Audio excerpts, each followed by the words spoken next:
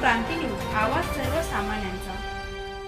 कळवण साकोरे गावाजवळ अरुंद मोरीमुळे दुचाकीचा अपघात, दोघे जखमी।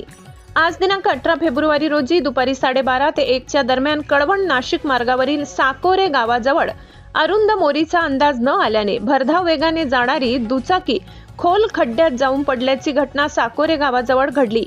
या अपघातात 2 जण जखमी झाले असून त्यांच्यावर कळवण येथील उपजिल्हा रुग्णालयात उपचार सुरू आहेत। दुचाकी क्रमांक MH15KL 6986 ही कळवणहून नाशिककडे जात असताना साकोरे गावाजवळील अरुंद मोरी असलेल्या ठिकाणी चालकाचा ताबा सुटला। रस्त्यावरील खोल खड्ड्यात दुचाकी घसरून पडल्याने दिनेश वागडे राहणार सामनगाव व सिद्धार्थ घायवटे राहणार नाशिक हे दोघे जखमी झाले। घटनेची माहिती मिळताच कळवण पोलीस ठाण्याचे पोलीस निरीक्षक खगेंद्र टेंबेकर यांचे मार्गदर्शनाखाली साकोरे बिटाचे पोलीस हवालदार जयंतीसिंग सोळंके यांनी तात्काळ घटनास्थळी धाव घेतली। 108 रुग्णवाहिकेला पाचारण करून जखमींना कळवण येथील उपजिल्हा रुग्णालयात उपचारासाठी दाखल करण्यात आले।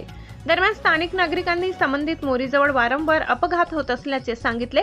या ठिकाणी संरक्षक कठडे बांधावेत तसेच दिशादर्शक फलक लावावेत अशी मागणी ग्रामस्थांकडून करण्यात येत आहे। प्रशासनाने तातडीने उपाययोजना कराव्या अशी मागणी यावेळी करण्यात आली। महाराष्ट्र क्रांती न्यूज साठी विभागीय संपादक किरण हिरे, नांदुरी, कळवण।